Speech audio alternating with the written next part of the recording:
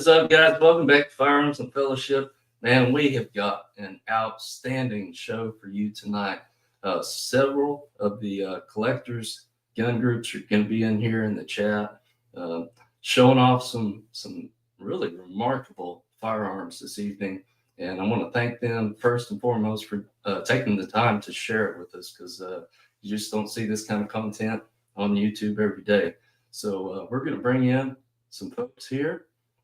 We will start off with our old friend, Mike Baker. Mike from the Texas Gun Collectors Association. He's the editor of the magazine. How are you doing, brother? Doing great, Jeremy. How about yourself? Couldn't be better, man. Thank you so much for joining us tonight. Looking forward to it.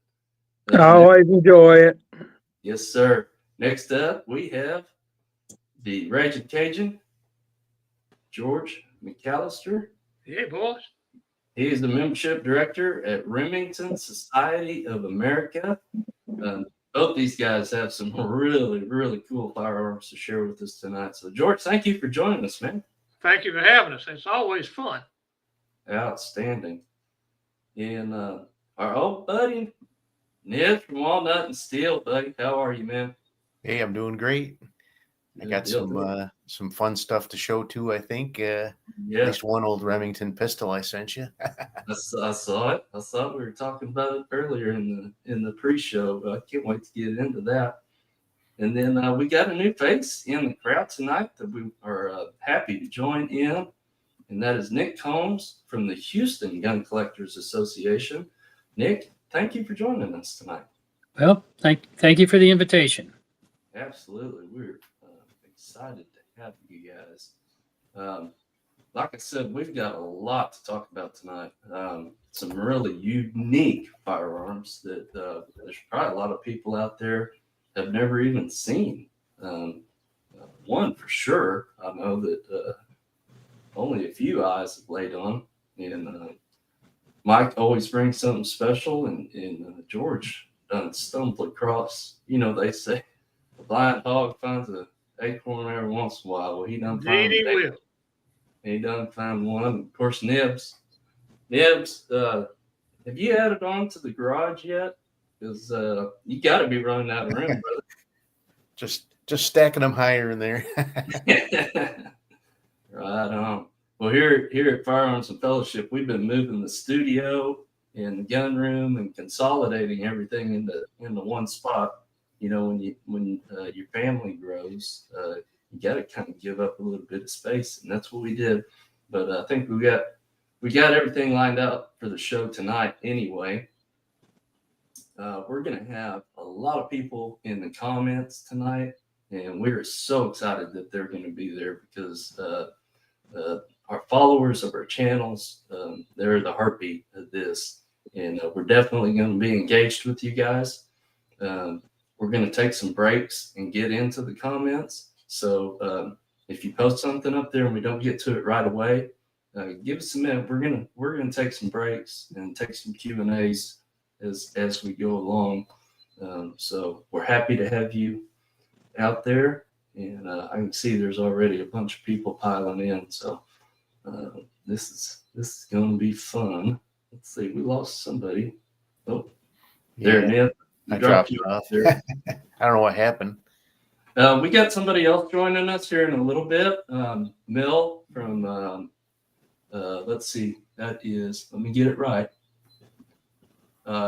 It's his handle on YouTube is at WV Guns and Goats. Mel, he's got a really cool prototype Remington that we're excited to look at this evening. He had a couple things pop up right before the show, but we're going to get him in here first. Guys, we talked about it a little bit earlier before we came on. I'm going to let Mike and George decide who wants to go first tonight. I'll leave it up to y'all. So y'all arm wrestle, flip a coin. I don't care. If Mike doesn't mind, I'll go first. I need to get back up to the hospital to check on Myra. Okay. Yeah, that's right. Give her our best, George. Thank you. Yeah. She did great. She was in high spirits when I left, but a while ago I had to come feed the critters and all, but I told her I'd be back. So but thank you so much. Yeah, this George was overdue. She had her shoulder replacement this morning. So. That's right. So we'll pray for her to have a speedy recovery. And while we're waiting to see, right before we get started here, I just want to shout out a few people that are out there in the chat real quick. We'll pop through these. Guys, we appreciate you being out there and supporting us. That's what makes it fun is some of the conversations that we have. And there's people out there that know a lot more than we do about some of this stuff. And so we're glad to have them out there. To Guru, good evening. And of course, Daisy Leopard Fun has been with us before. And our good friend Bill Dye. I was talking to Bill the other night. He actually sent me a big old box of books.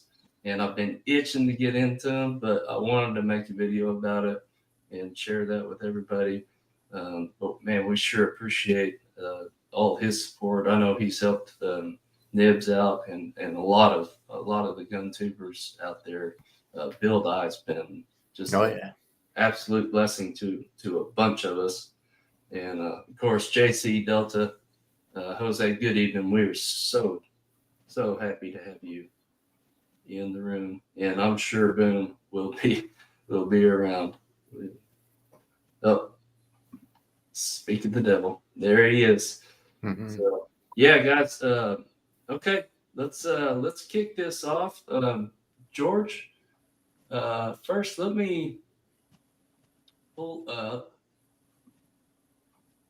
the RSA page, and just to let people know. Hang on just a second.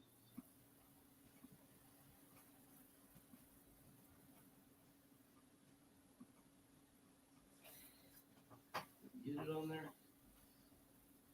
Oh, here we go. Now I do work with some of these collectors associations. I'm not paid directly by them. I do get to go to their shows, sometimes get a table, that sort of thing. But they're not paying me to bring them on tonight and have this show. We're here because we all have a passion about these firearms, and we want others out there that enjoy these things to have an opportunity to join. You don't have to be in any particular state or any particular part of the country to join these organizations. Yeah, George, you want to kick off and talk a little bit about RSA? Yeah, we're the Remington Society of America. We're not affiliated with Rim Arms or anything like that. We're just a collectors group. We've been around for a long time, and we cover everything, anything that has to do with all things Remington, from guns to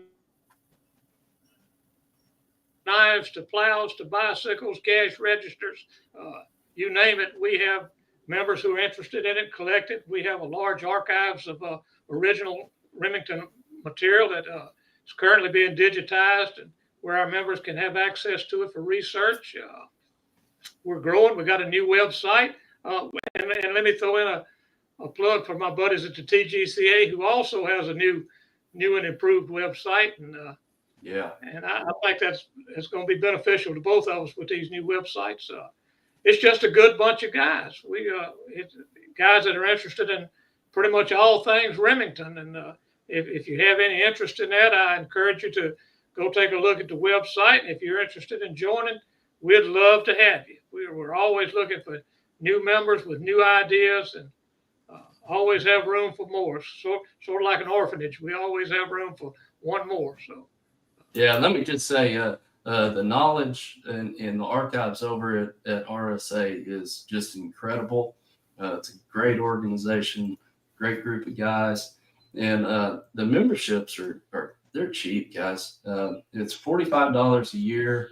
Well, $50 for the first year and $45 for each year after if you're in the U.S. It's a little bit more if you're outside US. It's 90 for the first year, 80 for the first for subsequent years. You get 4 journals a year, and these aren't the kind of magazines you buy off of the shelf at the grocery store. These are high quality magazines with high quality articles. You get all the benefits of being a member, being able to go to the shows and all that stuff. So great organization, and go check them out.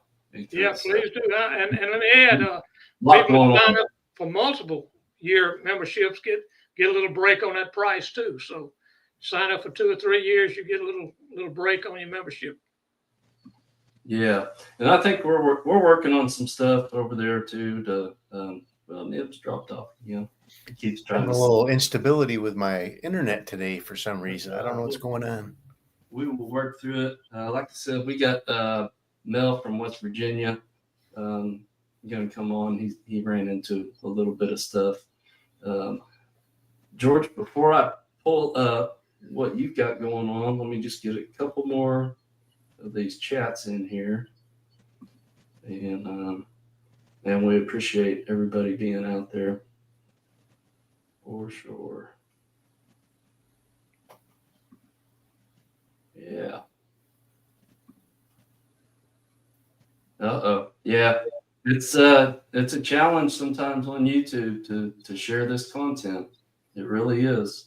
Boom was one of the OGs. He's been around forever, sharing stuff on YouTube, and you got to be careful. You got to be really, really careful. And that's why they're giving him such a hard time. Yeah, I don't know. I think they're kind of like the IRS. Once you get on their radar, they just never leave you alone. That could be, but yeah. Let me jump over here. I'm gonna gather up some pictures that George sent over for me to look at. George, why don't it's not a Remington either. That's right. That's right. Not a Remington. What's up with that, George? Hey, sometimes they fall into your hands, Mike. You know how that works, and you can't not take it when it's presented to you. Absolutely. That was the case here, and really a nice piece. While I'm bringing this up, George, why don't you just kind of give us a little bit of backstory, because I know this is something that you've been kind of chasing for a few years, and you finally got the opportunity to get your hands on it. So tell us what it is. It's kind of how it came about. Your person, and it came from an old and dear friend of mine who passed away recently, who was a big carbine collector, a big M1 carbine collector for years and years, and he'd gotten rid of all of his carbines 8 or 10 years ago. But he kept 1 or 2 good ones, and one of them is an Inland Cutaway, and it's an absolutely beautiful gun. And I knew it was there, and I was handling some estate stuff for his son and his daughters, and I asked about that gun, and they graciously allowed me to buy that gun out of his estate. So not only is it a rare and wonderful piece, it's from an old and dear friend, and I feel really blessed to have it. It sent me to the books digging to trying to learn what I had. But Mike's got some pictures, but it's an XA series. There's not a lot of information out there on them. The War Baby books and all, they guess maybe around 50 of them were done. They're cutaway, they're demonstration guns, and I guess they used them in sales and all. They were never martially marked, so they were never issued to the military. They were kept in-house, and most of them were given away as presentations, but most of them were, there's a picture of it. Yeah, look at that, man. That's nice. They're only about, they think about 50 of the cutaways. There was the serial number, and you'll see a picture of it in a minute, is it's XA, and then the serial number XA 1 through 99. Then there was a group XB 1 through 99, XC 1 through 99. I think they did that for a total of about 400 guns. but as far as we know, all the cutaways were in the XA range, and they estimate about 50 of them. This is the only one I've ever seen. It's the only one I know of. I'm sure there are others out there, but I just feel really blessed to have that gun. It is absolutely beautiful. That's nice.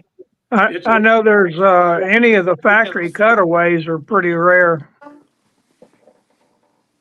It's just as slick as it can be. It works, and you can see it's in its original World War II configuration with that little flip sight on the back. It's just as right as it can possibly be. Jeremy, if you flip through them a little bit, I think there's a picture of that serial number and how they did that. And yeah, give me just a second here. Mel jumped in, and we're going to get him on here in just a second. But Mike, you need to get a cutaway 1911, and we'll put a display together. I've tried a couple of times. They so far they've been a little too rich for my blood. George, you had told me that the stampings on these really matter, so I kind of lined up some of the stampings that you had sent me first, so that we can look at those, and then we'll look at the pictures. Yeah, that's the 43 barrel address on it. Inland Manufacturing, General Motors, 443.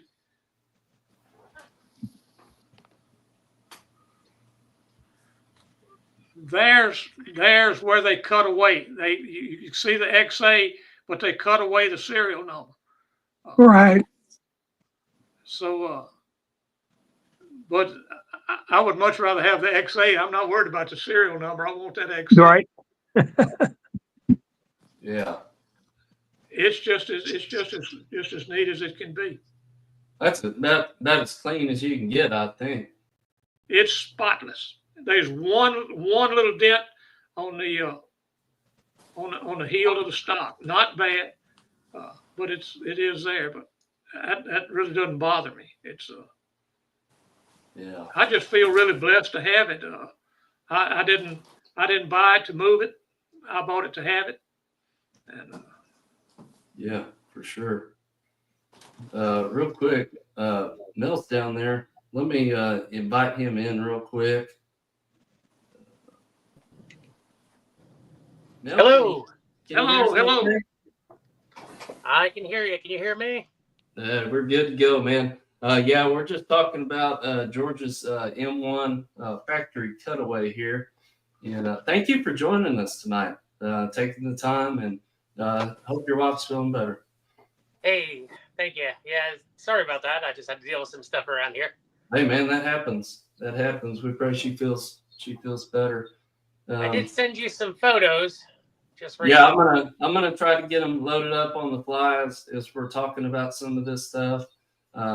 Just so everybody kind of knows, I think we're gonna go George first, and then Mike, and then we'll kind of flow down from there. But so we got plenty of time.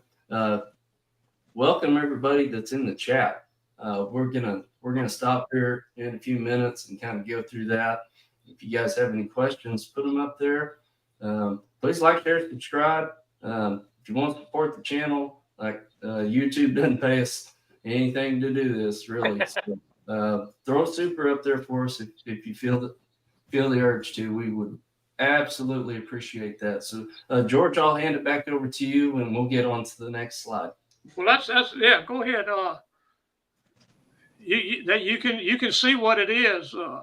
I would really like, if anybody out there that's listening knows anything at all about the history of these guns, I'd really love to hear it. There's just not much info out there on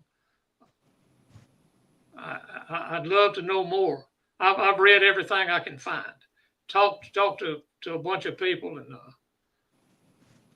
but that's it. It's a cutaway World War II M1 carbine, inland.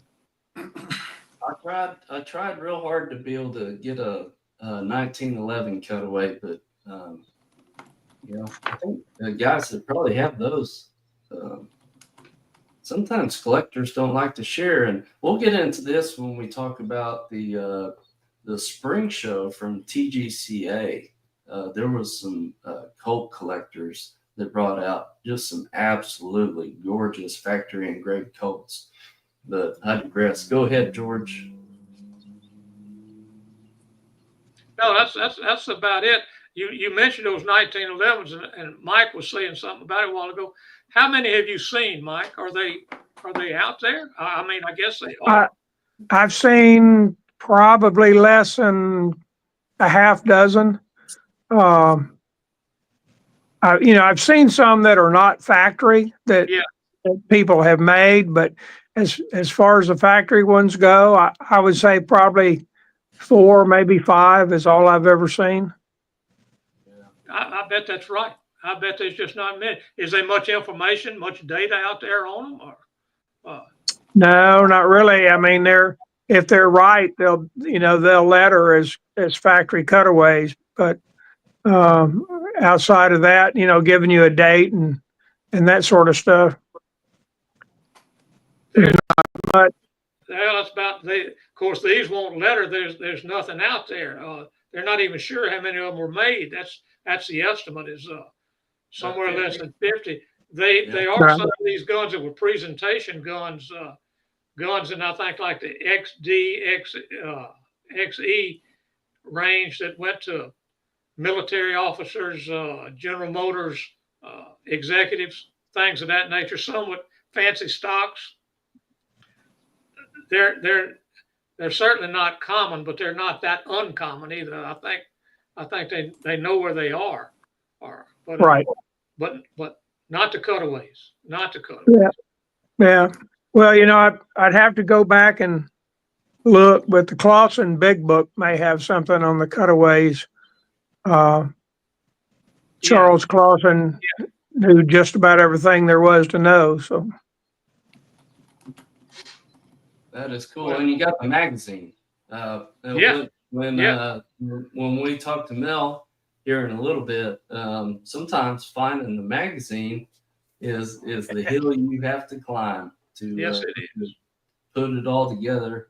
So guys, Remington Society of America, if you're into Remingtons, that's the place to go, man. They've got a huge amount of archives that they're digitizing right now. So whether you're just interested in a particular firearm that you have, or if you're a content creator, if you're working up a video series, or you're going to write a book, come join over there. Anybody can access the archives, but that's going to be something that we're going to offer to members for free. Now, if you're not a member, then nothing's free in life, right? So, but it's worth it to go join RSA. Like I say, it's $50 for the first year, $45 each year thereafter. If you're in the continental United States, you get 4 wonderful journals every year, and you get to participate in all the good stuff that they do. Well, let me put in one little plug for the good stuff. We have a seminar a 3-day historic seminar at some venue in the United States every summer. We just had one last year at Cody, Wyoming. We've been to Knight's Armament in Florida. We've been to the RSA museums, just in a number of places. This year we're going to be at VMI in Virginia for 3 days. It's a family-friendly, fun get-together of Remington folks, and if anybody's interested, there'll be information on the website. We'd love to have you join us. It's a good deal. A lot of fun. Yeah. Good evening, TJ Fishing. He's a guy over across the pond in Australia that I get to chat to when I wake up super early in the morning. 3, 4 o'clock, I'll throw up a live stream and get to visit with him. I'm getting up and he's going to bed, so we're glad to have him in the chat tonight. And like I say, we're gonna try to run back through some of these comments as we go, but we'll be busy. And if you really got something pressing on your heart that you want to share, throw up a super chat, because that helps out the channel a ton. So, and let me know, because I don't have anything right in front of me to check the chat to watch the live stream. So just pass on any questions when we get to me. Yeah, we'll pop them up on the screen as they come. I'm juggling 5 balls here with 2 hands, and we're gonna do the best. Well, we'll do the best we can. We appreciate everybody out there, though. So, George, I don't know that you could have run across a cleaner factory cutaway than what you got a hold of. I don't think so either. It's pretty amazing. It makes me, every time I open the gun safe, it makes me smile. Makes me happy. Where did this rifle come from? It came from the collection of an old buddy of mine. It was a carbine collector for years and years and years, had a huge collection. And he got rid of his carbines, I would say 10 or 15 years ago. He was in the Army surplus business, and he got rid of all his carbines. And he kept 1 or 2, and this was one he kept. And he passed away recently, and I was able to acquire this from his family. Thank you, Jose, throwing up a super chat for us. That really helps us out. It was interesting. He also had about 8 of those big military training cutaways. You know, those extra big, huge ones. And I think he sent those. I think those guns went to Morphy's auction this week. They shipped them out. He had a grand cutaway, a carbine cutaway, quite a few big, huge training cutaways. Yeah, Theodore, it says the case knives hold their value better than most other knives. Theodore, we got some knives later in the show that Nibs has brought along that we're going to talk about. So hang in there for that, because yeah, we like talking about knives for sure. Let me catch up here a little bit with some of these guys. Jordan got a nice soaking today. Yeah. Funny enough, here in Oklahoma, we've had so much rain that today was the very first time I've had to put the hose on the garden, which is just incredible for this time of year. Lord's blessed us with a bounty of tomatoes and peppers, and if we make it through this canning season without my wife divorcing me, we'll be in good shape. Yeah, Camillus military scout knife. We've talked about those before. Yeah, hang out there, Theodore. We're happy to have you here.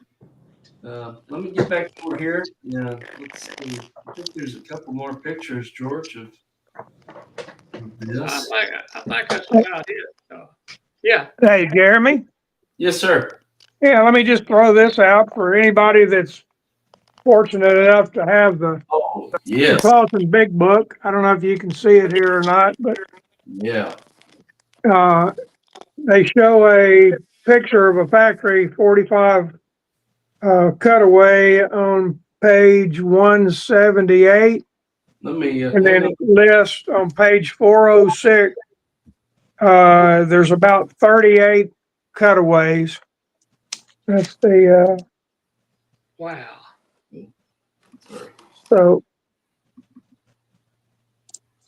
yeah, that's the factory cutaway there in the book. Okay.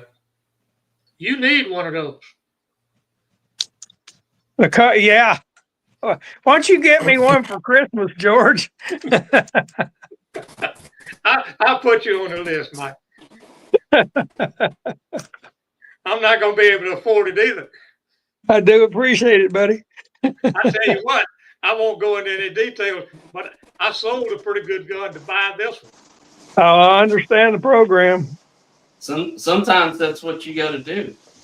You know, if you see something, and I'll tell you here in a minute when Mike starts talking about his pistols that he's going to bring. We'll touch on that.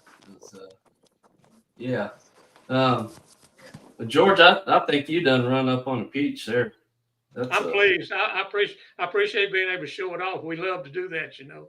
And yeah, it's good. It's really nice. Really blessed.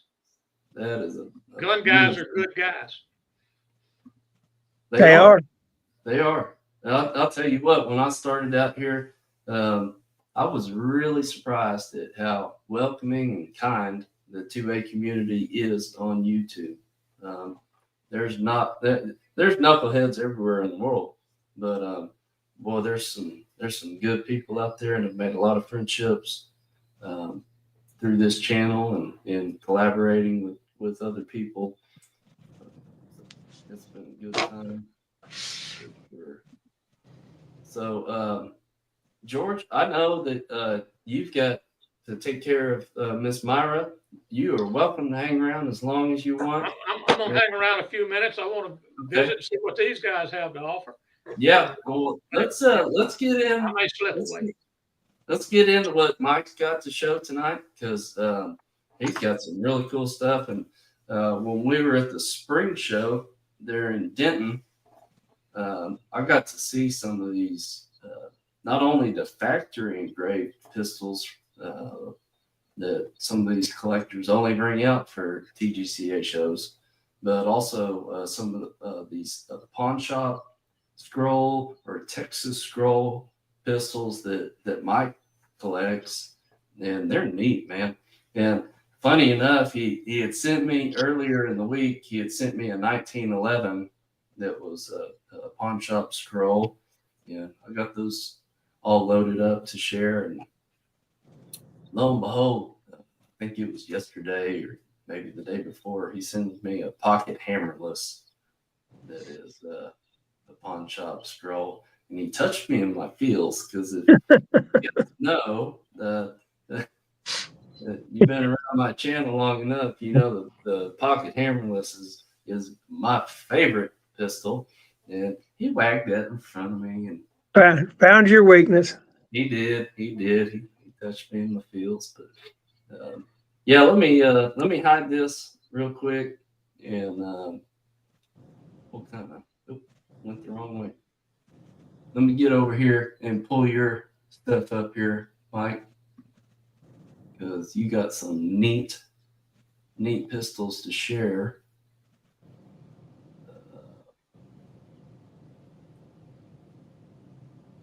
Mike, I'm gonna start with the article that you sent me. Is that all right? Sure. You plug Sure. that in the back end. How do you want to do that? Well, I can just tell you in the spring 2023 issue of the Texas Gun Collector, Okay. I wrote an article on Wolf and Clark. I have a little ongoing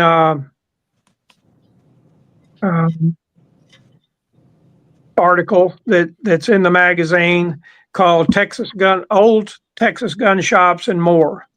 And so this particular one happened to be on Wolf and Clark. If you don't know, they were an old pawn shop, gun shop, jewelry store. They sold most anything that they could make a buck on, and they started in the 1800s in Fort Worth, Texas. They were right next to what was called Hell's Half Acre in Fort Worth. It was a really wild and woolly place.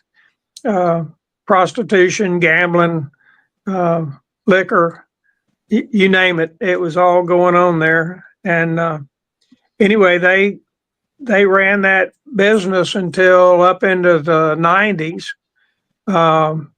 Clark died. The Wolf family took it over.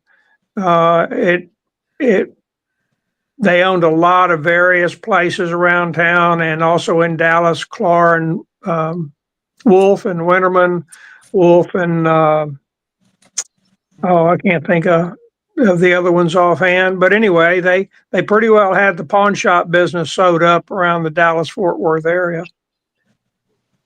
And anyway, this is, I don't know if you can see it. That's a picture, that's a portrait of Arnold Wolf. And that is Goldstein that's holding the photograph, which is his great grandson. Arnold's not grandson, but I guess grandnephew. Arnold's sister married a Goldstein, and anyway, they live out in Oregon, and they actually have that family portrait. So I got to talk to them, interviewed them. They sent me the photograph that you see there in the magazine. This is the pawn shop engraving, or what's sometimes called Texas scroll. It's a wriggle cut, and it's kind of a V-shaped cutter that they use, and they work it back and forth from side to side. And I'm sure they must have had some sort of a template that they followed. Although as you look at different pistols, you'll see some look pretty nice and some are pretty crude. But Wolf and Clark kind of put that style of engraving on the map, so to speak. That was one of their trademarks. If you wanted a nickel gun, they would nickel it for you. If you want it engraved, they would engrave it for you. And of course, they charged more to do that, so they made a little more profit. Pearl grips were another thing that they were really big on. They would order a gun blued with walnut grips, and then they'd jerk the walnut grips off, nickel plate it, and wriggle engrave it, and put some pearls on it, and double the price. So yeah, they're neat guns. The ones you had in your case when we were at the spring show there in Denton, just really neat. I'd never seen a pawn shop scroll gun before, and pretty cool. right. We talk a lot about on this channel about gathering and collecting, and when you're a collector, you kind of zero in on certain things, and that's one of those things that a guy could really zero in on is the pawn shop scroll guns that came out of there. Right. Yeah, I've got a couple of the little 1908s, and I've got a Smith and Wesson official police or something. That's a Colt name, I guess. It's maybe M&P. Anyway, it's 38 revolver, and it's got the pawn shop engraving on it, along with the 45. The 45, I just love that. I love that gun. It's really good looking. Yeah, This particular gun was one of 300 that were made for the Houston Police Department. They were a special run that Wolf and Clark ordered, and this belongs to a gentleman over in close to Austin, and he's with the Smith and Wesson Collectors Association. He loves Wolf and Clark. He wants to buy that 45 so bad he can taste it, but I don't want to turn loose of it. yeah. He's got some Wolf and Clark pocket knives and catalogs, different things. Real quick, a comment here from Theodore. He says, I want to get my 1939 Marlin 39A color case hardened to look original again, but can't justify the cost. Now, I know some of us here on this live stream mess around with some of that stuff, but if any of you guys have a suggestion for him, why don't you throw it out there? My suggestion would be leave it alone. I do not like refinished guns. Yeah, we've had that conversation many times, and that's one of those deals. We beat this horse to death, but to me, it depends on the value of the gun, the historical significance of the gun, and what you want to do with it. Is it a collector piece that you want to keep original, or there's been firearms that they're just beat up, and I want to use them. And so I'll go ahead and clean them up and put a new finish on them and make them as good as I can, and then use them. But yeah, that's an age-old conversation. that people can have, and we've had it here before.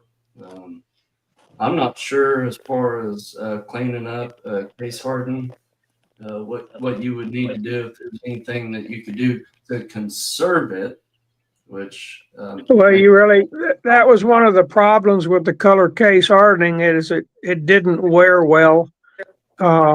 It tended to, even if you really took care of it, kept it oiled, it still tended to kind of fade out.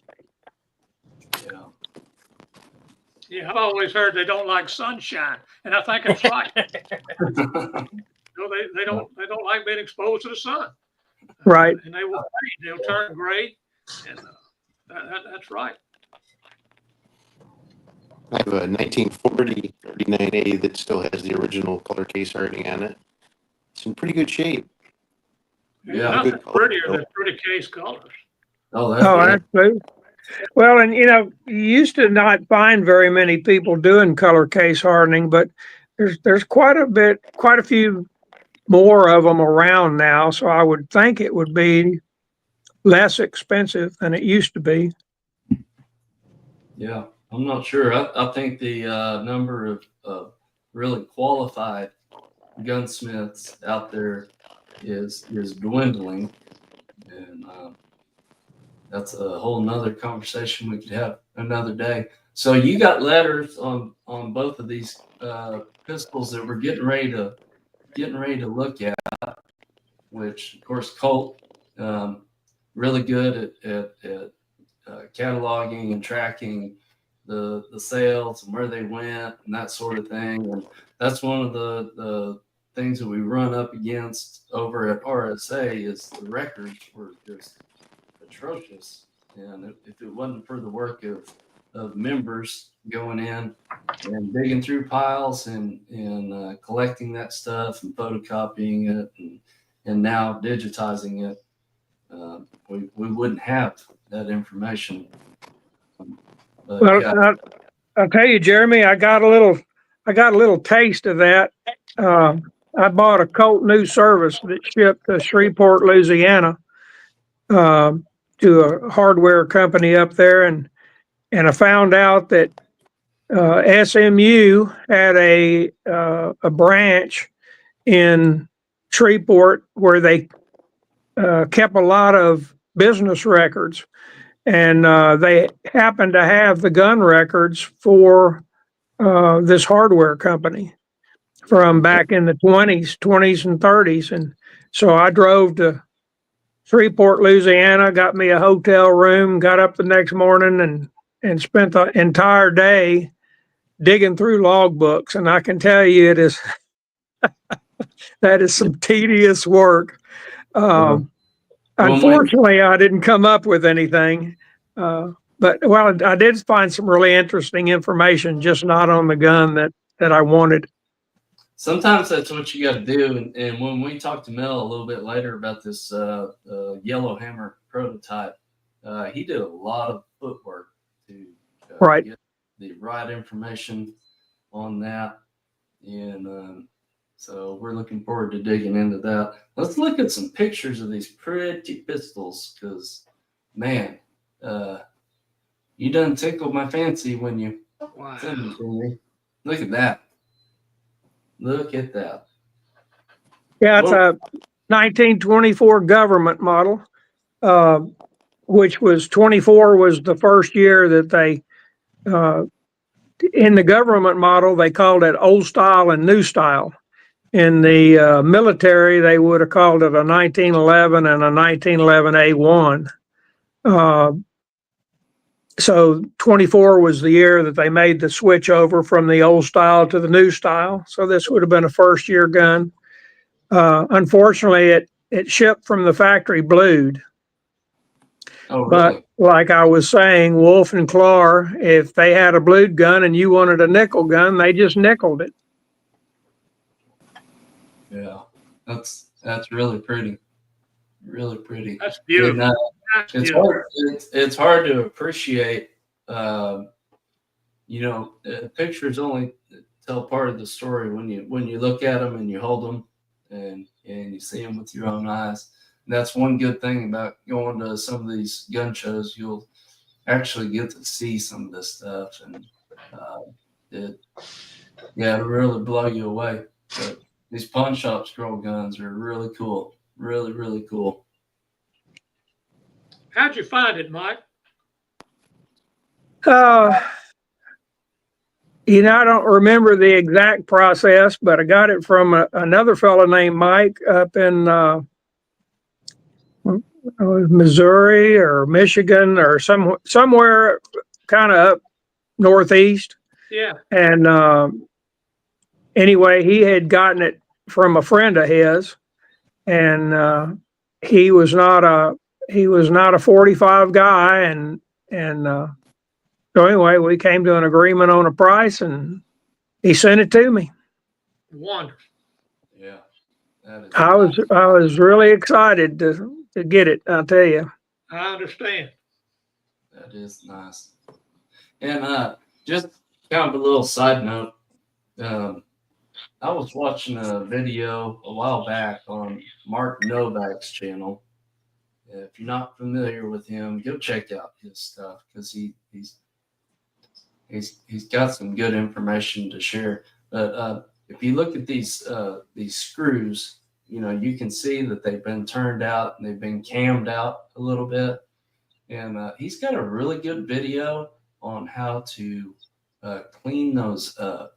And I was just super impressed with what you can do with an old screw like that.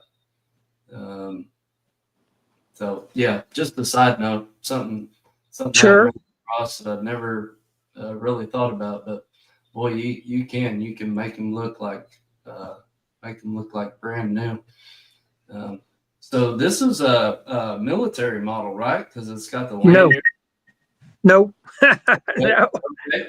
Now you'll notice in the serial number, just above the serial number, it says government model, which always confuses people. They think that a government model means that it belonged to the government, but if it was in a military contract, it will say United States property. The government model was a civilian model, and any of the guns prior to 1950, 49 and back, the serial number starts with a C prefix. Okay. Yeah, for those who aren't familiar, Mike, because we talked about this when we were down there in Denton, talk a little bit about the C prefix, because that's a whole another ball of wax. Well, it's just the civilian side of the 1911. They pretty much followed right along with the 1911 as far as modifications. The Army would want something done, or the government would want something done to the military gun to improve it or change it, and typically the civilian model or the government model would follow suit. They started with C1 was the very first government model, and they went up until 1941 when we went into the war. They ceased production so that they could concentrate on the military guns. There were 6,000, I believe it was, that were taken and converted from civilian models to military models. And that's kind of a collecting niche in itself. You told me that one is harder to find. Which was it, the military that was sold as civilian, or the civilian that was sold as military? They did it both ways. Yeah. I would think, as far as being more scarce, the 1946 model, where they took the military guns and converted them into civilian guns, would be a little more scarce. But anyway, they started making them again in 46, and then in 49 they changed the serial numbers, or at the end of 49 they changed the serial number to a C suffix. So the C, instead of being in front of the serial number, was placed in after the serial number. Okay. And if you go back a couple of slides, I'll just say real quick, one more maybe. The major difference is that they went from a long trigger to a short trigger.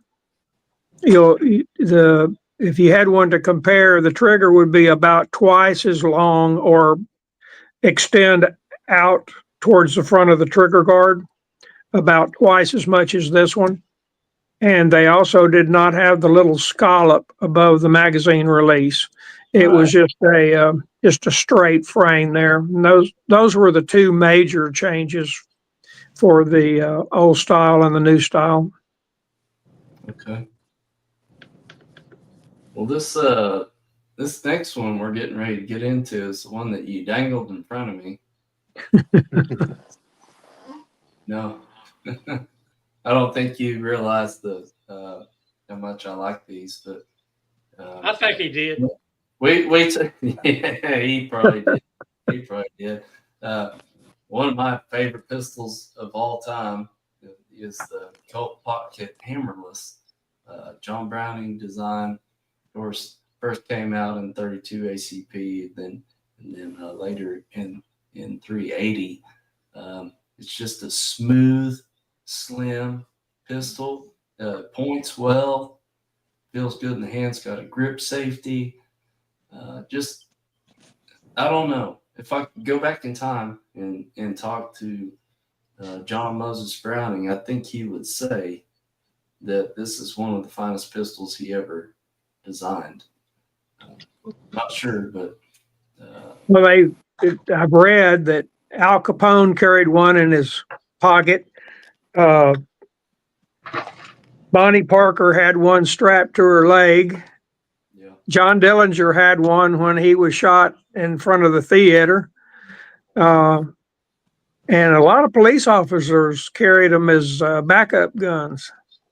Wasn't there a run of 19 of these Colts done like 10 years or so ago? Like a brand new run? Oh, yeah, well, yeah, they were, what was the name? Alan Ehrenstein's company, I think Firearms International, maybe. I'm not positive that was the name of it, but they did make a run. They were only in blue, and they were only in the 32 caliber. This particular one is a 380. Okay, yeah, I remember seeing those hit the market a very short period of time. And then Yeah, they were, weird. unless you really wanted one bad, they were around $1,300 retail. So I have a preference for the 380 myself, but Yeah. Well, that's when I was at the shows this year. That was what I was looking for, was a pocket hammerless in 380 as a carry gun. Didn't really want one as a show right. and keep in the safe, but actually wanted to carry. So hopefully maybe next year I'll find one, because I love that pistol. I think it's just such a great design. But yeah, this is a neat one. Well, this one was made in 23, and if you could see them side by side, the pawn shop engraving on the two pistols is very similar, and just being a year apart, I would imagine probably the same person did the work on both guns. Yeah, probably so. Probably so. Let's take another look here. Here's the other side. Wow. Man, pretty good shape. How old? Let's see. What year is this? This one's a 23. Man, look at that. Over 100 years old, and still looks good. Yeah, 102. It's good. Got a little issue with the grips there, but outside of that, man, that thing is clean as a whistle. Yeah, that's the only bad thing about pearl. It's almost like glass. It'll just chip and crack in a heartbeat. Yeah. And I like how they did the scroll on the bottom of the trigger guard as well. Yeah. Yeah, they gave it the full treatment. I mean, do you know, Mike, what they would have charged for this pistol back then after they had given it pawn shop treatment? You know, I don't know what they charge on the engraving or the Texas scroll. The I would venture to say probably somewhere around $10. But you got to remember the gun was probably $35. So that was a pretty big upcharge. Yeah, sure. Okay, so they did the back strap too. That is really neat. Really neat.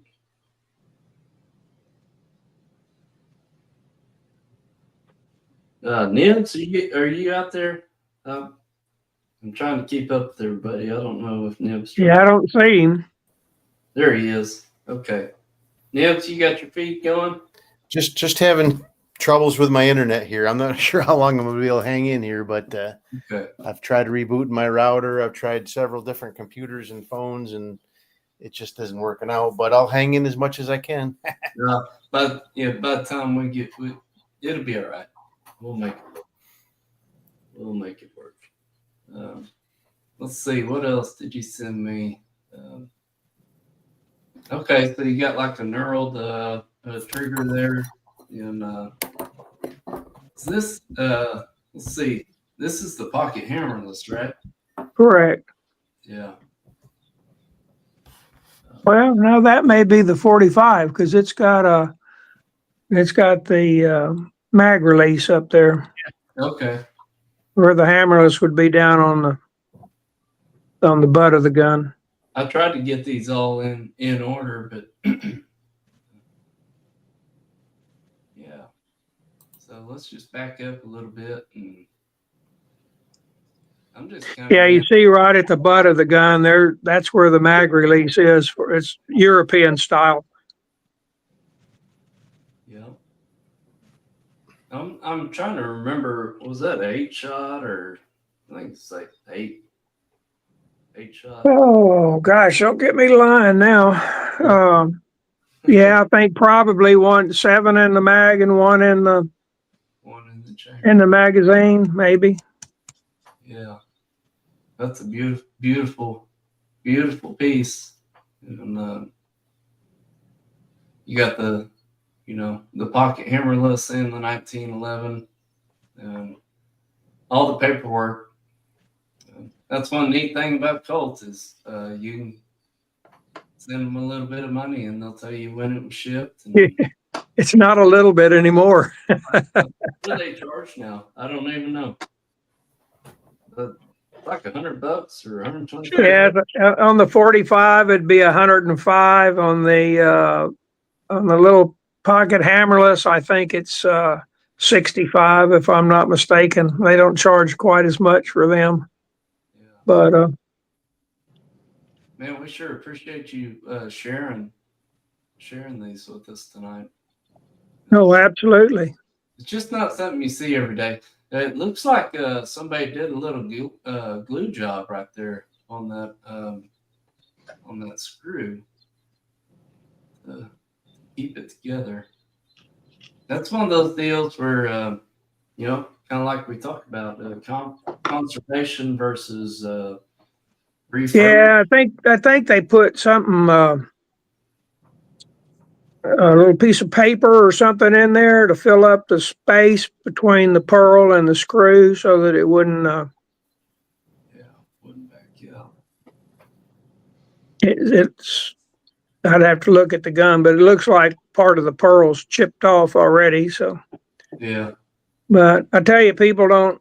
You really shouldn't. If you got pearls, you really shouldn't shoot it with the pearls. You should take the pearls off if you're going to shoot it and stick some wooden grips on there, or Yeah, that's a good idea. hard rubber or something.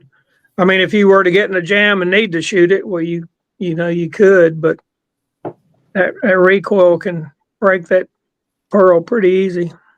Yeah. Of course, now we have imitation pearl that's good enough if you're going to keep them on there and then keep Oh your yeah. originals. It's called plastic. Yeah. Or as they used to say, Baco Light. Big light, yeah. Some of that broke pretty easy too. Yeah. So, man, thank you for sharing that with us. That's Absolutely. really cool set of pistols you got there, and just not something you see every day. And I would implore people, if you're in the area or you can travel to Denton for the TGCA shows, man, it is well worth the visit. Our next one's coming up October 17th, 18th, and 19th at the Embassy Suites there in Denton. Yeah, let me pull that up real quick, Mike, because this is one of my favorite gun shows to go to. It really is. And of course, here in Oklahoma, we have Wanamaker's, and gosh, you can't see everything in there in one day. But if you're looking at wood and steel, and you're not worried about the popcorn and lollipops, this is a great show. October 17th through 19th, Embassy Suite Hotels, great accommodations. I mean, just absolutely great accommodations. Everything's right there. Yeah, it won't cost you an arm and a leg. Yeah, actually, if you're just going to go to the show, I mean, if you're a member of Houston Gun Collectors, you're a member of Smith & Wesson, Remington, any of the big clubs, you get in free. If you're military, you get in free. Law enforcement, first responder, you get in free. So, yeah, great organization, and what you guys have done over there is really special, and we're going to kind of get into that in a little bit as far as how you guys run your show. You know, there's plenty of shows you can go out there and buy the black guns, the Glocks and ARs and all that stuff. But if you're really interested in old classic guns that are wood and steel, and you don't want to be distracted by all the other stuff, TGCA, man, great show. And I'm happy that TGCA and RSA and the Houston Gun Collectors Association are kind of working together to kind of change all that. yeah, we'd love to have all the clubs, join in. Yeah, absolutely. But absolutely. So let me pop down here and let's get over in the comments here and see if anybody's got something to say. So Daisy Lever Gun, years ago, my dad had a 1911 nickel plated with screws and small parts plated in gold. What a looker. I bet it was. Yeah, I've seen several of them done like that. Yeah. Theodore, my dad, nickel plated his military Springfield 1903 30-06 years ago. Yeah. That's one good thing. I mean,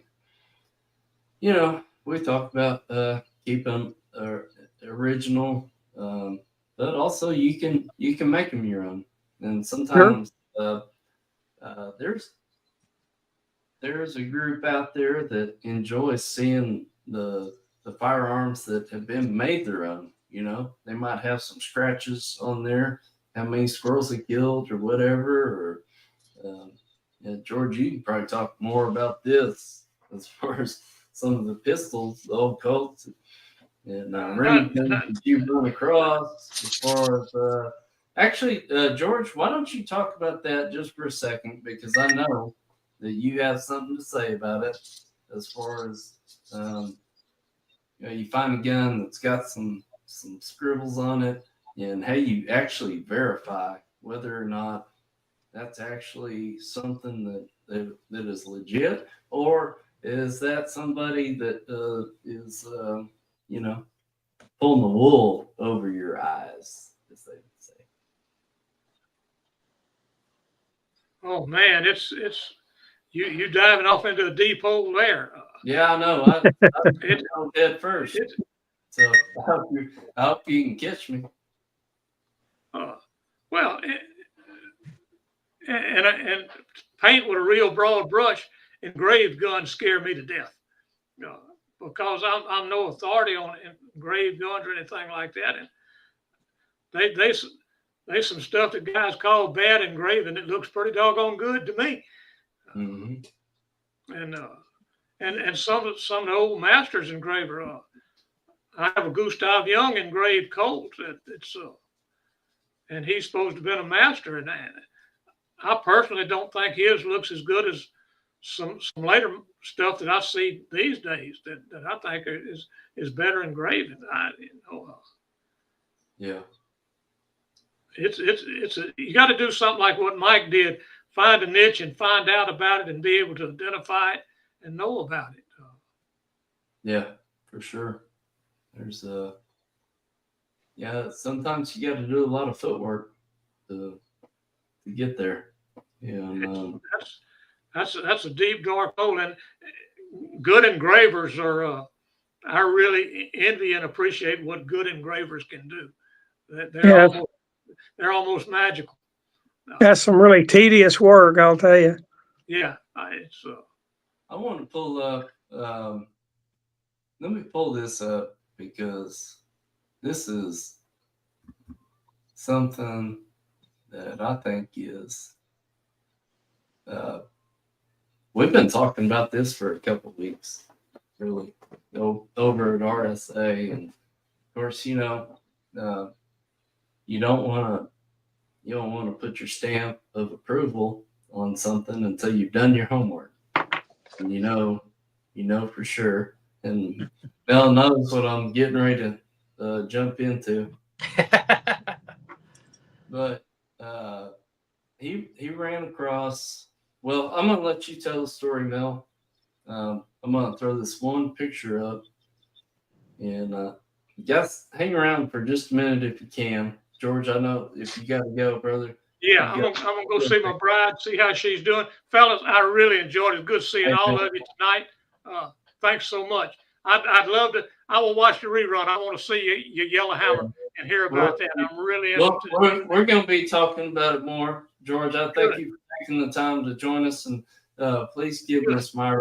You're recording this, huh? And we'll be praying for a speedy recovery. Thanks, fellas. Appreciate it. Love Appreciate you, it. All of Have a good night. You bet, Nick. Take care, George. And I'll definitely see you in Texas, Mike. Good deal. Good seeing y'all. Take care. All right, brother. You bet. Thank you, man. Thank you. All right, let's jump into this Yellowhammer, because this has been an interesting little journey, and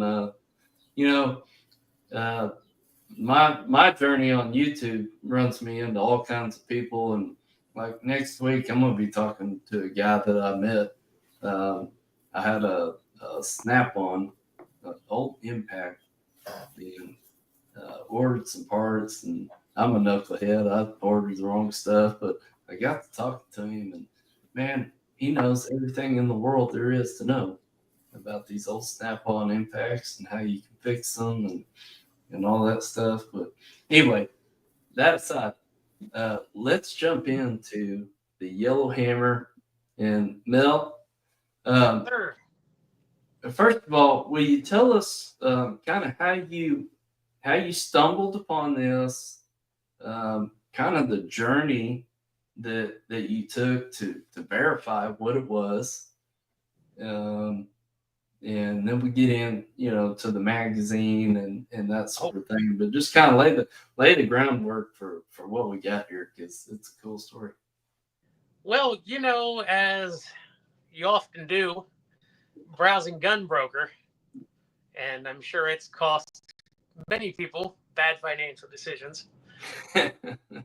But every so often I'll throw some interesting terms into the Gunbroker search engine, and I was just I was either searching for prototype, or I had come across the company called JFE USA, Joint Force Enterprises, and I came across them in a search one time and saved in my searches because they had a lot of weird Remington parts. Mm-hmm. There was a lot of stuff in their sellers, other items that you don't see often, like a XM 2010 sniper rifle parts, and I guess the remaining inventory of those 870 detachable magazines for the 870 DM that was on the market a couple years ago. So I was just browsing through their items for sale, and it said Remington Yellowhammer. I was like, well, what's that? And they just had a photo of this rifle. What is that? I was like, threw it into Google, nothing on it. And I read down the description. The description was very, very sparse. It said Remington Yellowhammer 22 prototype. I was like, okay. Well, nobody had bid on it. Had a pretty good, low starting bid. So I just threw, a little bit at it and won the auction. I'm like, well, I won that. And it was marked as not having a magazine with it. So it came in, the FFL, and got to check that out. They had a couple different photos posted on their Gunbroker auction. Unfortunately, I don't have those photos for you. I should have sent you those photos of the actual auction. But it had a Remington R on the stock, had an R at the back of the stock, but on the receiver it said Genesis Plastic Solutions. Yeah. Let me pull this up real quick so people can see. And they were in Indiana. So you can see it there at the beginning where it's, sectioned off there for the engraving. So you have Genesis Plastic Solutions there, and Yellowhammer, and then I believe it's Caliber Multi on there. And I looked them up. They were still in business. I was like, okay, I'll call this company and talk to a guy there. He's like, yeah, give me the serial number. I'll look up and see what we did. He gave me a call back a couple of days later, and he said, yeah, we made about 5 parts for Remington for that rifle. Now, I wasn't really sure if they made 5 different parts on the rifle, or 5 batches of parts. I'm pretty sure it was 5 batches of parts. Yeah. I did some more looking to see who may have worked at Remington at that time. And I came across a gentleman named John Fink. He was listed as Remington product manager for about 20 years, I believe it was. And it had his LinkedIn. I found he was at Trigicon. I gave him a call, left him a message, and he got back to me. We talked about an hour on the phone about these rifles. Now, until recently, we'll talk about this other development that's come up. Until recently, I knew there were 5 of these rifles, according to him. 3 of them were test lab rifles. Mine's one of the test lab rifles. And what they were trying to do is they had to test every rifle up to around 50,000 rounds to make sure it was reliable. Mm-hmm. Well, he also told me the story about the rifle. He said, well, in about 2013, we set out to take the 597 and make it take 1022 magazines. He said that Ruger sells about 300,000 1022s on a bad year, and Remington would sell about 100,000 597s in any year. I've worked behind a gun counter before, and I don't remember a single person buying a 597.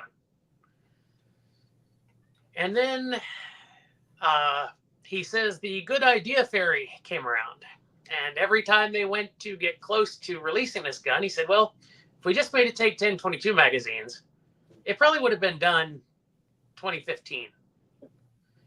But it would go back and forth. Somebody'd say we should make it do this. Somebody said we should make it do that. And he said it just kept adding on. So he also said that besides there being 5 of those rifles in existence, and mine has the number 4 in the serial number. So I'm just going by that. It also has the date in the serial number. So it would put it right in there as 4 of 5 of those produced. He said that these rifles cost, and it's been a while, I don't have my notes anymore, unfortunately, so from memory. He said these were between $30,000 and $50,000 to have produced. And I can believe it with having a full polymer stock setup. You know, this rifle appeared to be really close to being done. And it does have a good bit of wear on it from being a test lab rifle. He said 3 were test lab, 2 were focus group. So they take the rifle, put it in front of a bunch of shooters and say, hey, what do you think about this rifle? Is this something that we should produce? Yeah, kind of getting an idea if it's viable. So that was kind of where it was at. Now, the thing with the magazine, I don't know if you want to talk about that yet or not. Let's wait just a minute on that. I'm trying to get these other photos that you sent me. Yeah. Kind of set them there right at while you're still starting. Yes, this rifle shows a lot of signs of being prototyped. If we look at the trigger housing right there, that is an all 3D printed part. Yeah. And internally, it uses a modified AR-15 trigger group. Okay. So if you know in an AR-15 trigger, how your trigger curve is in the center of the trigger has been moved to the rear to give it more of a traditional stock. When you get some of the other photos up, we'll talk about some of the features that it had. And then you guys can see actually both of them right there on the wall. The tan and the black one. I'm trying to get these loaded up. Talk a little bit about the research that you had to do to verify the parts that were created for this rifle. Go ahead and jump into the magazine because I want to get these pictures up of the next rifle that you brought up.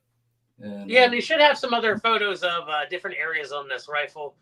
But yeah, it was a lot of the research was, like I say, talking to Genesis Plastic Solutions to say, hey, what did you guys do for them? Now, they weren't very specific. They were just like, we don't really have the records, but we show that we made, a batch of parts for these guns for Remington. And the odd thing is the receiver is not marked Remington on the receiver, which also caused some issues in authenticating this rifle through RSA. Yeah. Talking to Mike Alsop about it and sent him all the photos. And he was really kind of crucial in getting this right here, a certificate of authenticity from a gun repair center showing that this gun came. This is from the Elon Archives, R&D Gun Library, and Engineering Lab. So they were able to send that over. Another weird thing that happened is JFE, Joint Force Enterprises, and Gun Repair Center split off right after I bought this gun.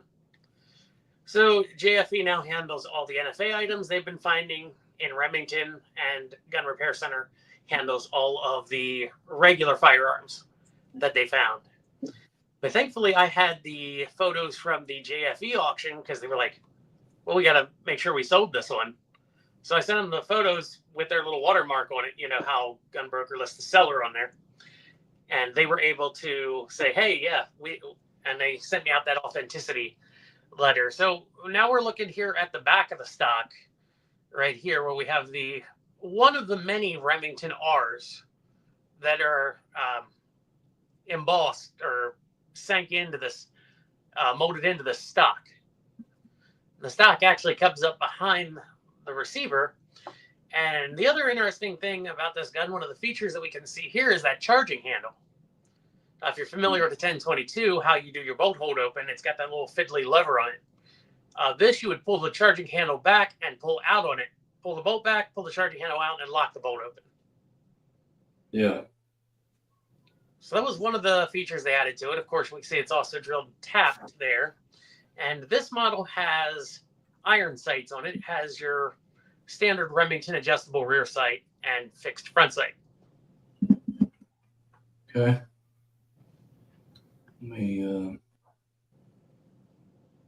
But I just tracking down who worked at Remington when they were still in business was one of the major parts of it. And thankfully, LinkedIn, I guess, exists, and they had their workplaces on there. Okay, who was it that you said you talked to at Remington that verified that they knew this was a project? It was the former Remington project head manager, John Fink, who now works for Trigicon. Yeah. And here we can see the buttstock. This is an adjustable buttstock without being a tactical style buttstock. Unfortunately, the butt plate does not have any fastener on the inside on this prototype. But if you see that button that's illuminated by the light there, that is the button you'd squeeze on either side of the stock, and then you can slide it forward and backward. Yeah. So go ahead. The model, maybe I'm jumping too far ahead. Go ahead. We'll get into the next one. Oh, it also has there's just a little grid there, kind of markers to let you know what marking you were at if you had to adjust it, so you could get back to whatever adjustment you had it at. Okay. Yeah. There's an R engraved on it, molded into the stock on that side and on the opposite side of that stock as well. Well, that was one of the conversations that came up when we were talking about this rifle. Was it stamped Remington? And the thing that kind of sealed the deal, I think, from RSA's perspective, was the underside of the barrel. It wasn't where it normally is. On the sides. Yes, it's engraved on the underside of the barrel. Right. And I'm not 100% sure that these aren't reusing a 597 barrel itself. Yeah. Yeah. Not familiar enough with the 597 to, say that, hey, they might have carried that over as a already pre-made item that they, manufacture. So one less part to manufacture. It's such an interesting rabbit hole to go down. I mean, we talked for quite a while, and after I got off the phone with you, talking to you about the research you had done, I told Mike, I was like, man, you need to talk to this guy because he's done his research, and man, it sounds super legit. There's stampings all over the place, and I think it was really the barrel stamping that was like, oh, okay.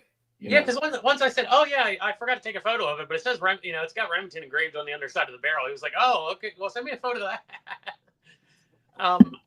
Yeah. I mean, the thing is though, it's also marked on the bottom of the magazine, and it's like 4 places on the stock that this R is molded into the stock. It would be definitely a hard thing to fake. Yeah, I understand trying to authenticate it completely. Sure.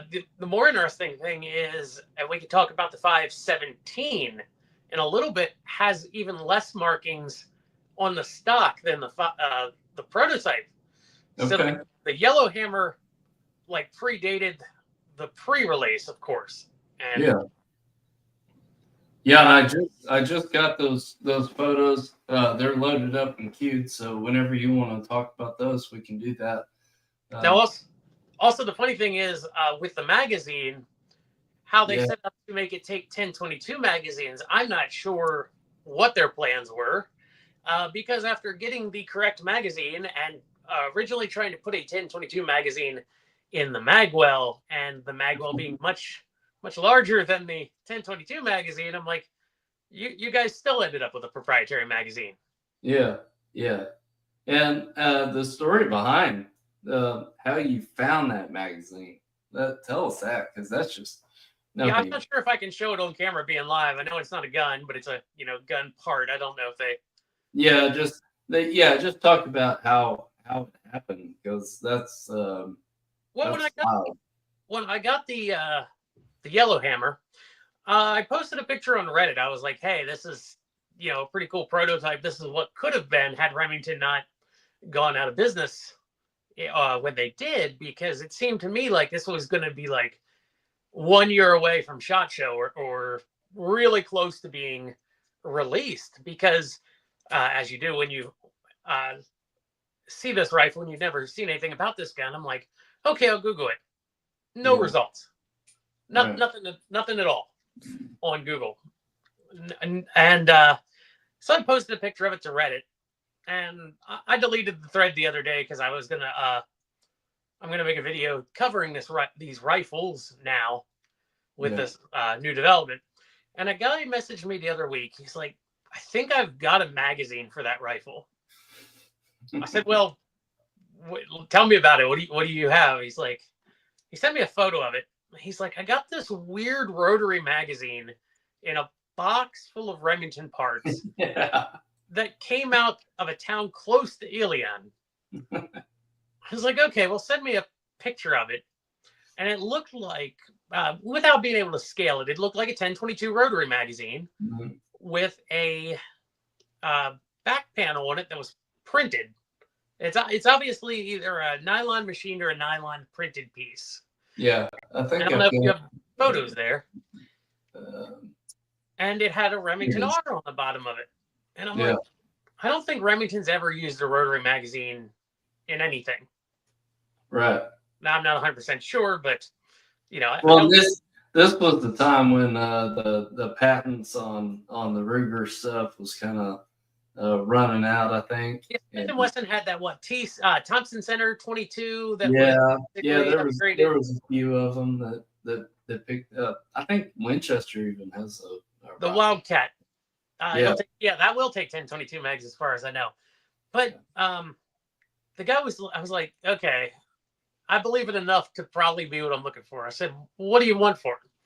He's like, I don't know. It's hard to put a price on it because you're exactly. And I'm the only person who has got one. I said, what did you pay for the lot? He said, I paid $30. I said, I'll give you 60. I said, that was fine. And he sent it over to me. And I took it out of the box, popped it into the rifle, and it fit. Amazing. I mean, what are the chances, right? That it was just in a random box of parts. Yeah. And that person had seen the thread that I posted about it. So it just kind of all fell together there. Yeah, it's wild. It really is. I mean, just the fact that, for one, you realized what you saw on Gunbroker, and then also that you were able to come up with a magazine for it. Just, I mean, wow. just crazy. Now, I don't know. Have you shot it? See, that's where I was. Okay, that's what I was torn on. I'm like, if something goes wrong, it's not really repairable. Yeah. On the other hand, it came out of the test lab and it's already had thousands of rounds put through it. Yeah, what do they put through there? Like 5,000? He said their goal was 50,000 rounds on three different rifles. Yeah. I don't remember. You're the guy that shoots 50,001 and it drops out. He said, well, when you're developing a firearm, if you're improving on the design, you have to keep all the safety features that design had. So he said every time a change would come, we had to actually start over with another, start that round count over after a revision. And another interesting thing about the magazines is they actually had a last round bolt hold open on them that pops up when they're unloaded. I don't know if, and see that if we go to, that's something else. Yeah, it came in the Remington box right there. Oh, yeah, that was the other thing. You had the boxes. Or the box. And then the end is stamped Genesis Plastic Solutions as well, not a Remington. Yeah.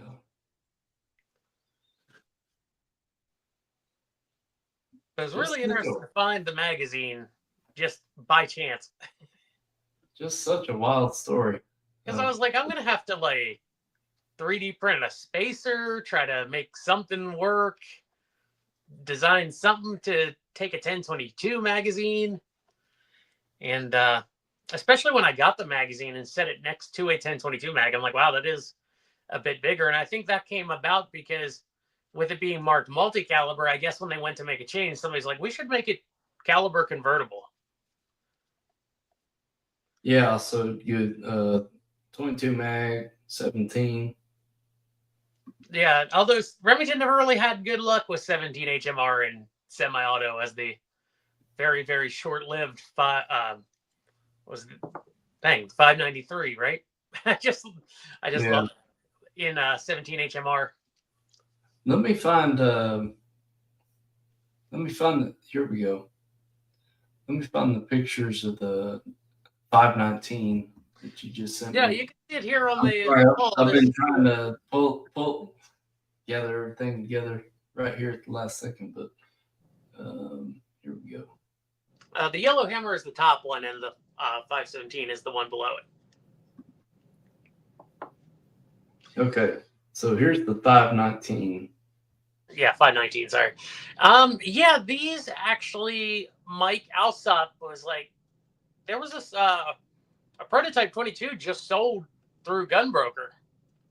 I was like, well, send me the link to it. I want to see it. And this 519 popped up, and we're like, well, it looks like the same gun. It looks like the same gun because it's got the Remington. It finally had a Remington branding on it. The stock has the same lines as it. So I'm guessing they made so many of these as a pre-production because I talked to Gunner. Now, real quick, at the fore end of both of these stocks is a Picatinny rail section that would have had a cover to hide it. So it's not a tactical piece. It's not hanging out there a pick rail all the time. It has a little slip-on cover. And talking to Mike Alsop and the getting me in touch with the Gun Repair Center guys, I sent them some emails, and they said, yeah, we got some of these 519s. I said, well, how many do you have? And they're like, well, we got up to serial number 57. Okay. So to me, that with it having the finalized markings, being up to 57, and one of the interesting things, the serial number has the prefix RDYH. So I'm thinking that was maybe research and development, yellow hammer, and then the numbers. Like they wanted to keep that yellow hammer name, but they were like, well, nobody knows what that is, so we'll just give it a number, but keep that in the prefix. Is that a threaded barrel? This one's unique. This is one of the ones that I was able to purchase from them that they said they had one flat dark earth model, and this one has a 16.5-inch barrel. The other models are longer barrels. This is a 16.5-inch threaded heavy barrel. Yeah, I remember you said you had your choice, and I think you made the right choice with going with the shorter barrel. I wanted to get one that was, I mean, they're already unique rifles for as few as produced. Another thing I noticed is this is a fixed stock model. Okay. The stock does not slide on this model, and it does not have as many markings. The Remington R's are not molded into the stock in as many places as they are on the prototype. Like at the bottom of the buttstock, left and right side, that's where it's marked on the prototype. It is not marked on this rifle in those areas. It is on the cap, the pistol grip cap, and it is not at the rear of the receiver like it was on the prototype. Right. So maybe they were just like, hey, we'll we'll put it all these different places before we redo the mold, and then you can choose where you wanted it marked for the final model. There it is on the cap. Yeah, on the cap, but not on the buttstock like they had it before. Now, I think this rifle had a lot of really interesting small features to it that would have made it pretty popular. The magazine release, for instance, if you have a photo of the trigger guard handy, Yeah. mag release is a lever at the front of the trigger guard that you push forwards. Okay. And then you can remove the magazine. Yeah.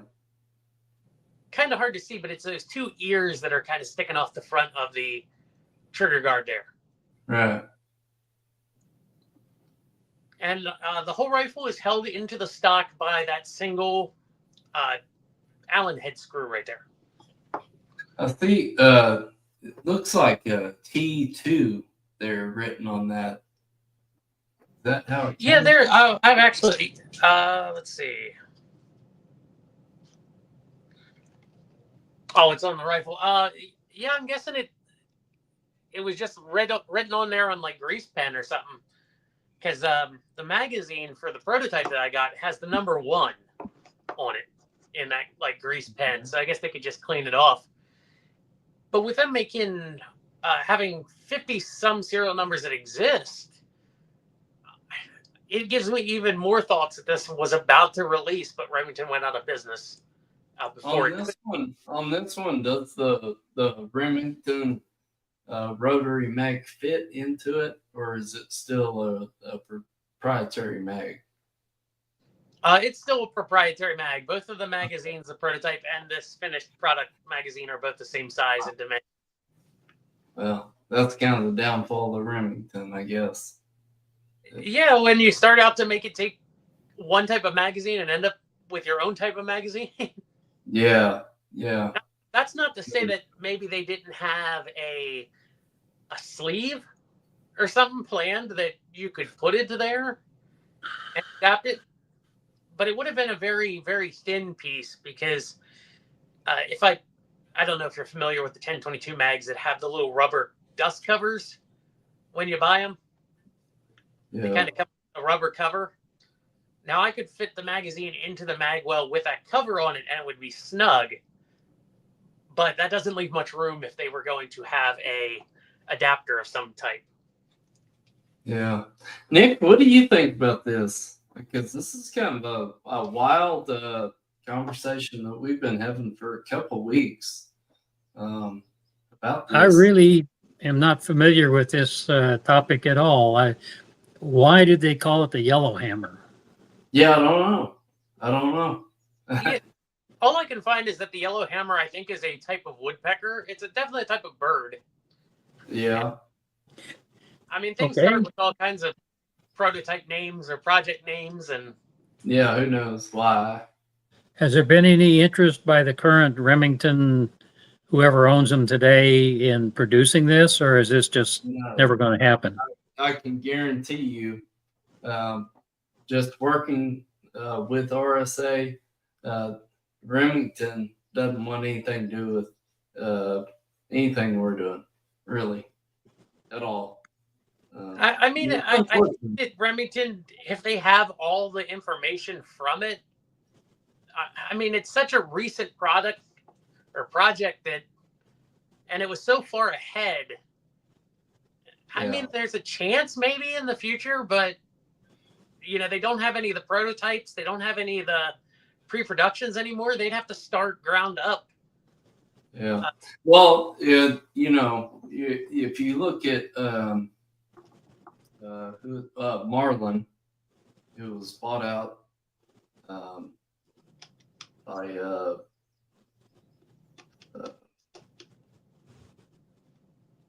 help me out here.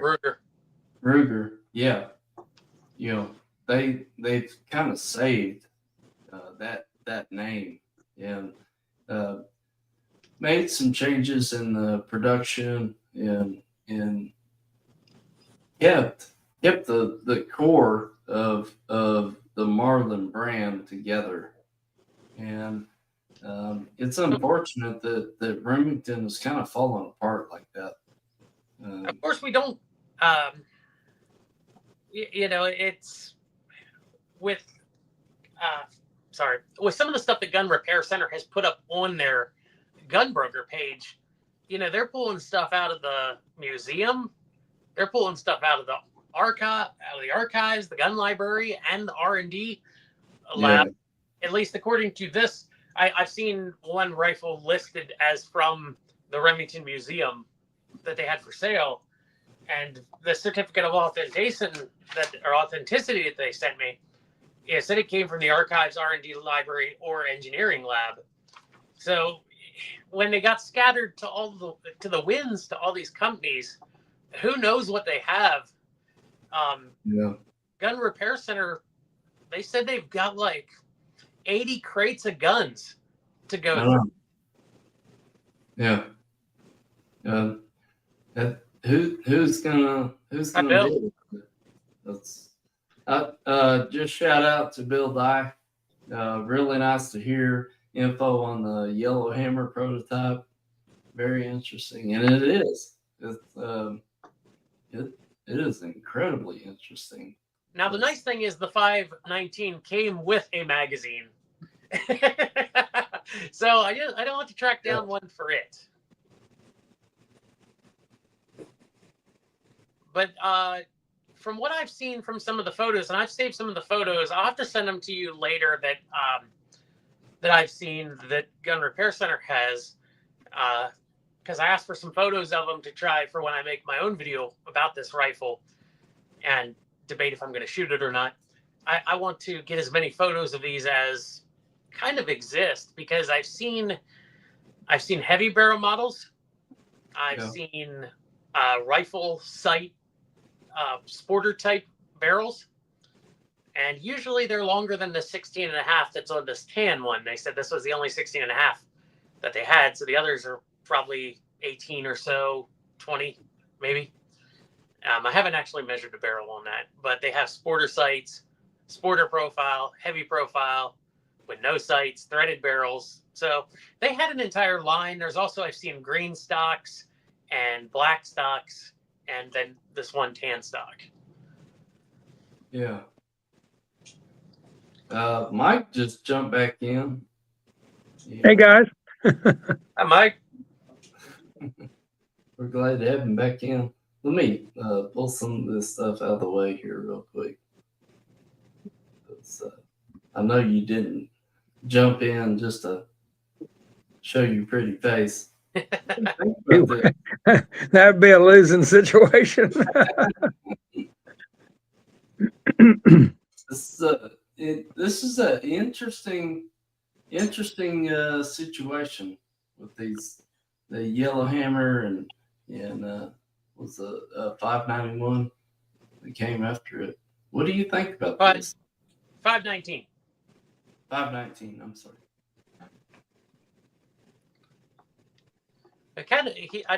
Mike, you kind of missed some of the features that it had, and kind of some. No, I heard the part about the 1022. I'm sorry, I didn't realize you were talking to me, Jeremy.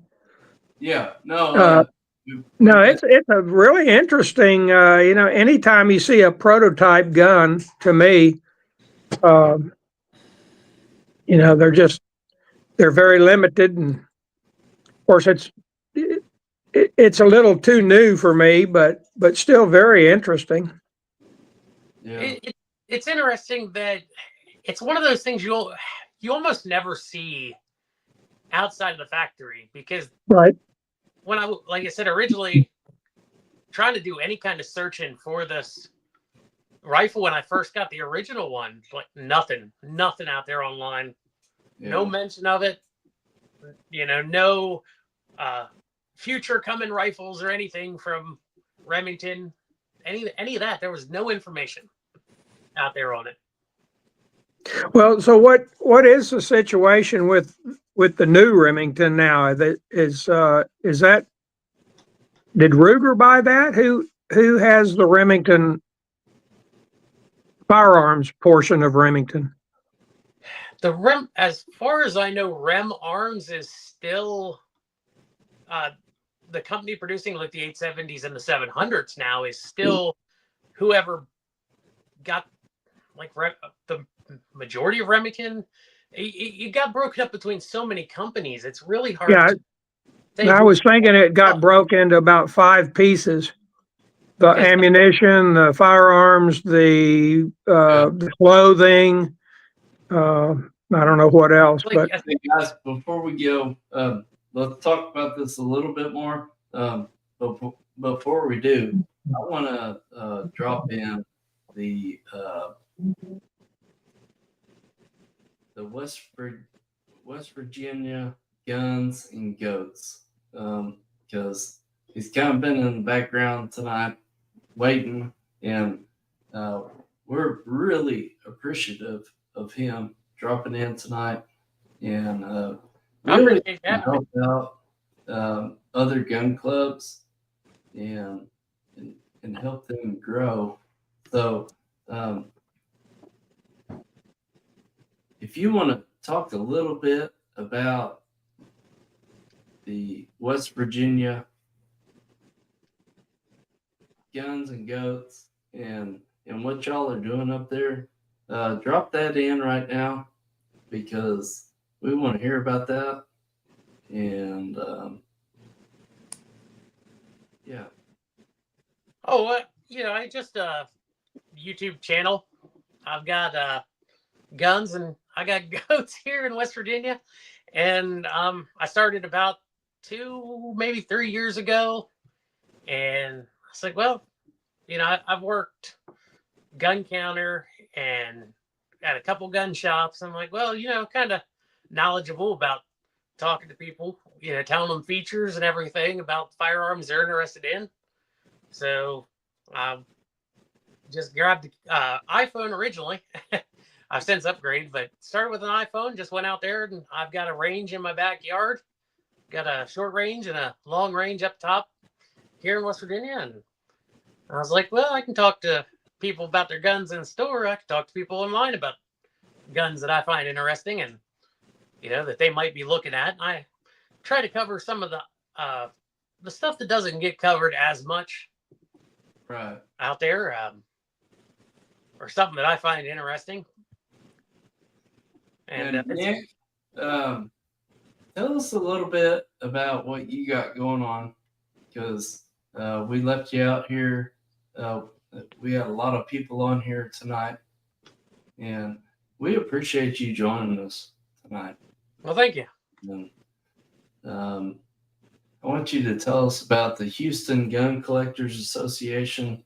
I know that you guys started out as partners with TGCA, and kind of tell us a little bit about how that how maybe that split up, and well, I don't think how you're working together today, because I think the direction that you guys are going now is going to be a great thing.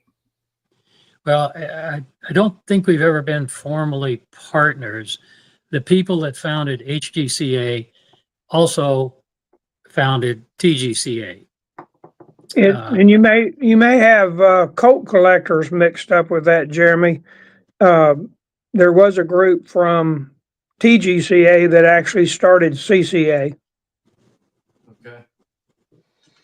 A lot of these, what I call upper tier organizations, really owe their existence to the same group of people.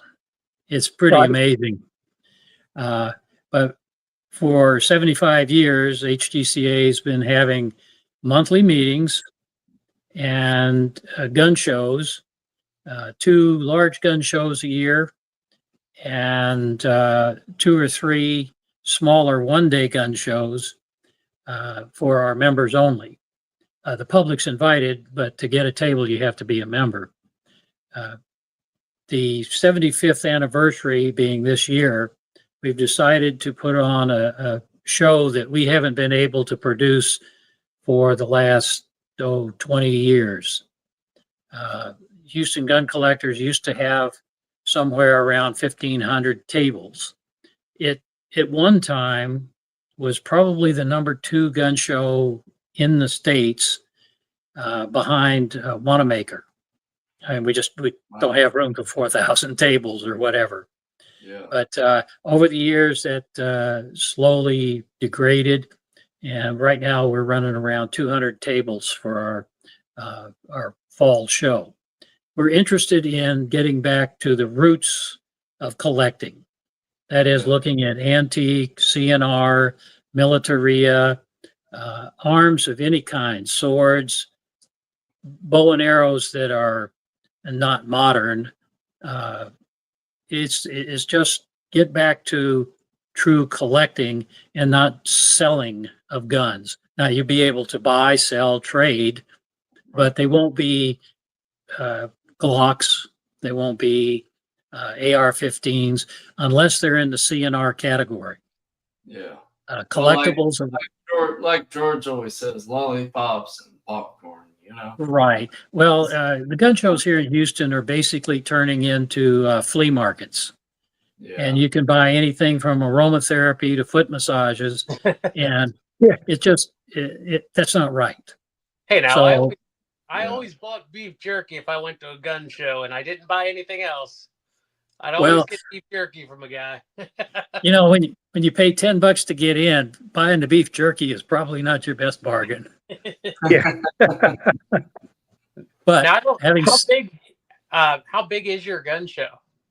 Well, we've got room for a little over 200 tables in October. Typically, our one-day shows run around 100 to 110 tables.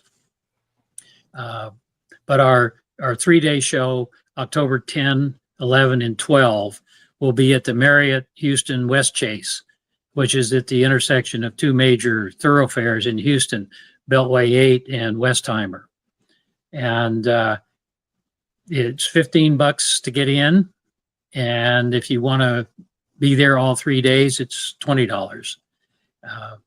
What does it cost to join the Houston Gun Collectors Association? This year, it was $80 to join. Okay. Next year, it's going to be $100. Okay. We have monthly meetings. Generally speaking, of our 300 members that are still alive, we usually have 100 to 110 show up to the monthly meeting. We have a presentation, generally on some topic that the audience has selected over the period of months. I guarantee you that the monthly presentations are no small potatoes. We have world-class collectors.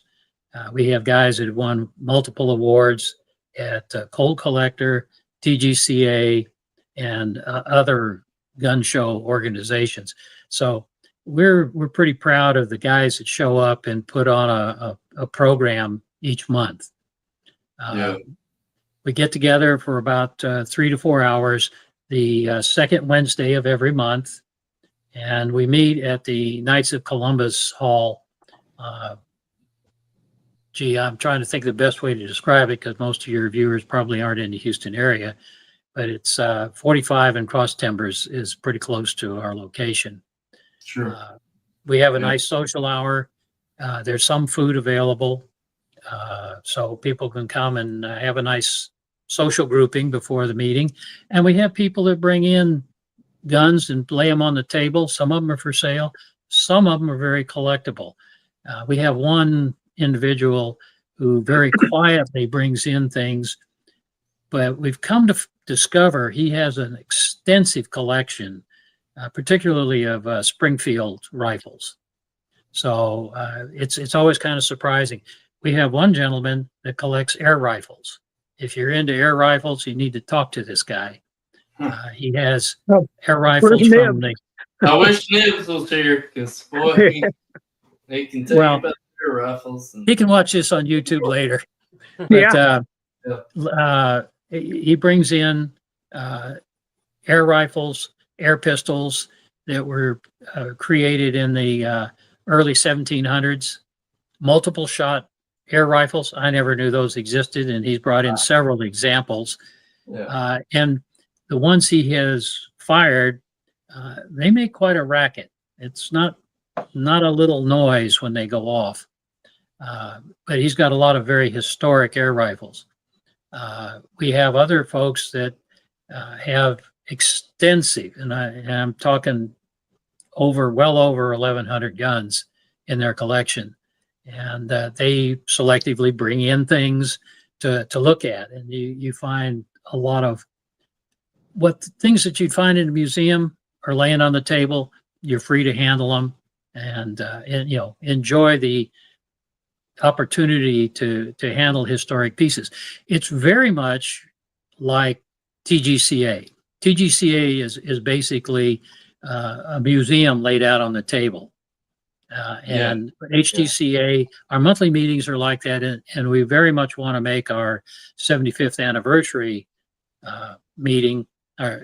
show like that. We really want to emulate TGCA because they're doing a good thing, and it would be the right thing to do.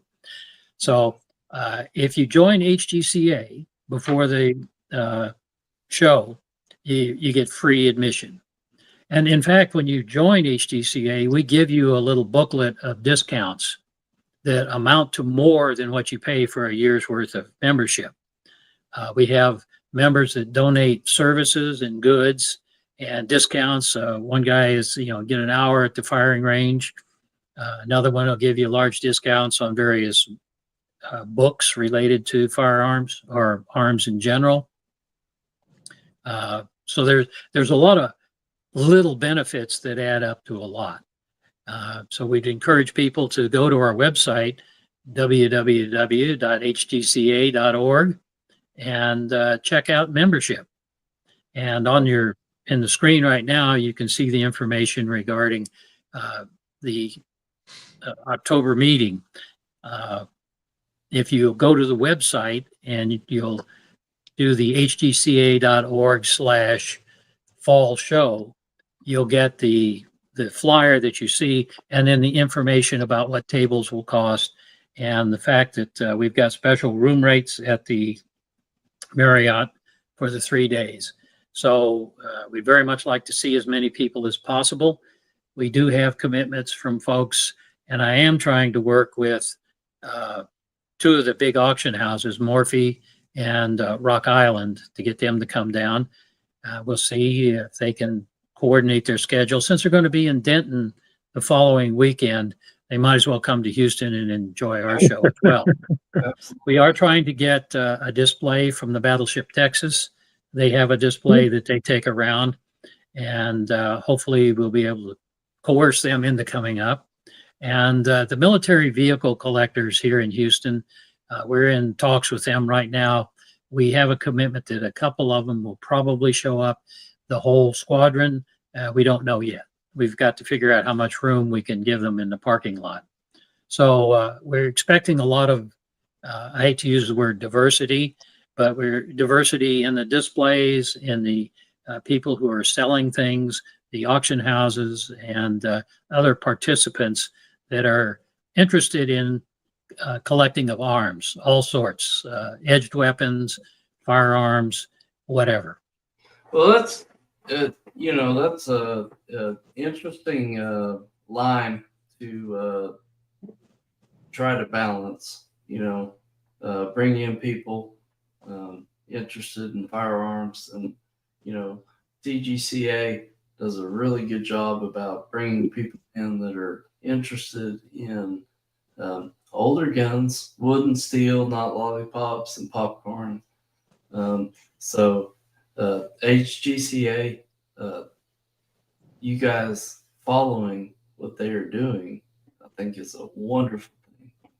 Absolutely. Well, really, it's a second go around for Houston gun collectors, because I grew up in Houston, and the Houston Gun Collectors Show in the Astro Hall was truly a fantastic event. It was something that gun guys look forward to twice a year, and now we have it seems like there's a gun show somewhere almost every weekend, but back then it was something special, and HGCA had it going on for sure. Yeah. Yeah. And Well, I look forward to them getting back to their roots, like Nick said. yeah. I'm glad that y'all are working together, and man, that's what we need to do is get these guys together. Well, one thing that I've particularly appreciated at TGCA, and we can do the same at HGCA, is that if you have a question, you walk up to some old timer and you ask them. And if they know the answer, believe me, they'll tell you.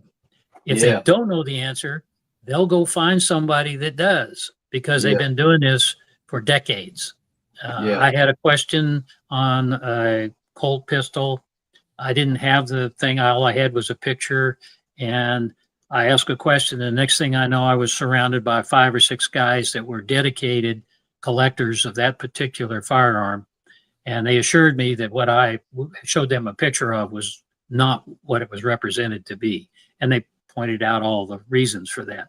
So you can get help. If you're interested in collecting, or you have something you have a question about, bring it in.